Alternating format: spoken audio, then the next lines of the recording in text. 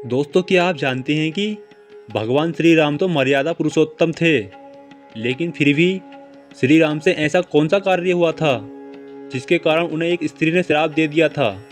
तो आइए दोस्तों, जानते हैं कि भगवान श्री राम को कब, कैसे और किसने दिया था श्राप। जानिए वह साप कैसे फलीभूत हुआ और युग परिवर्तन कैसे हो गया। भगवान श्री राम मर्यादा पुरुषोत्तम थे। क्या कोई सोच सकता है कि उनके किसी कार्य से आहत होकर उन्हें भी कोई श्राप दे सकता है? लेकिन ऐसा ही कुछ हुआ था और यह श्राप अगले जन्म में फलीभूत भी हुआ था। भगवान राम तो मर्यादा पुरुषोत्तम श्री राम थे, फिर उनसे कैसे हो सकती है कोई गलती जिसके कारण उन्हें श्राप मिले। यह तो आप जानते ही हैं कि भगवान राम का वनवास उनके पिता दशरथ का अपनी रानी कैकेयी को दिया गया वरदान था। उनके पिता राजा दशरथ को यह श्राप भी मिला था कि जिसके कारण उनका निधन पुत्र वियोग में हुआ। भगवान राम को श्राप मिलने के बारे में कम ही जिक्र मिलता है, लेकिन ऐसा हुआ और जब यह श्राप फलीभूत हुआ तो युग परिवर्तन का कारण भी बना। चलिए जानते हैं भगवान राम को मिले इस श्राप के बारे में सब कुछ। कब मिला भगवान राम को श्राप? भगवान राम को यह श्राप उनके वनवास के दौरान मिला। श्राप उन्हें किष्किंधा कांड के दौरान मिला। यह रामायण का वह हिस्सा है जिसमें भगवान राम की अपने परम भक्त हनुमान से भेंट होती है।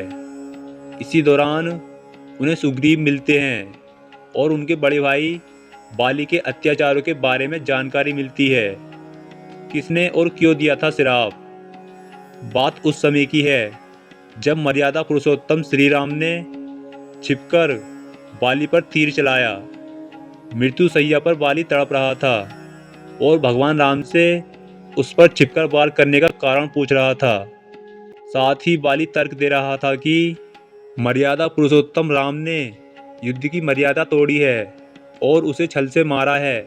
तब भगवान राम ने बाली से कहा था कि यह प्रदेश अयोध्या राज्य के अंतर्गत आता है और यहाँ अन्याय करने वाले को दंड देने का अधिकार राजा को है। उन्होंने स्वयं को अयोध्या के राजा भरत का भाई बताते हुए बाली पर इस तरह वार करने को सही बताया। बाली तो मान गया और मृत्यु को प्राप्त हुआ, लेकिन बाली की पत्नी तारा यह दुख सहन नहीं कर पा रही थी। तारा ने भगवान श्री राम को श्राप दिया कि एक दिन उनकी मृत्यु भी ऐसे ही होगी जब कोई व्यक्ति छिपकर तीर चलाएगा और उस पीड़ा में उनकी मृत्यु हो जाएगी। कब और कैसे फलीभूत हुआ भगवान श्री राम का श्राप?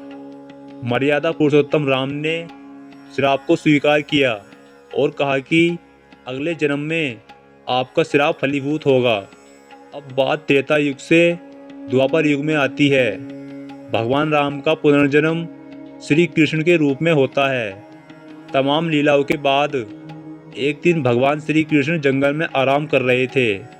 तभी एक भील जाति के शिकारी का तीर उनके पैर में आकर लगा और फिर उनकी मृत्यु हो गई। इस तरह से बाली की पत्नी तारा का श्राप फलीभूत हुआ था।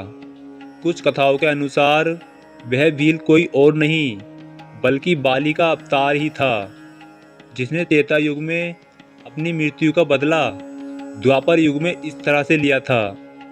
युग परिवर्तन कैसे हुआ? पैर में तीर लगने के बाद श्री कृष्ण गोलोक को चले गए। इस तरह से कई ग्रंथों में कहा गया है कि भगवान के लौटने के साथ ही कलयुग ने अपना प्रभाव बढ़ाना शुरू कर दिया और युग परिवर्तन हो गया। इस तरह से रानी तारा के श्राप के फलीभूत होते ही युग परिवर्तन की नींव पड़ी और कलयुग का आरंभ हो गया। दोस्तों, हम उम्मीद करते हैं कि यह जानकारी आपको अच्छी लगी होगी, इसलिए कमेंट बॉक्स में जय श्री राम जरूर लिखें। जय श्री राम, जय श्री कृष्णा। बोलो राधे राधे, हर हर महादेव।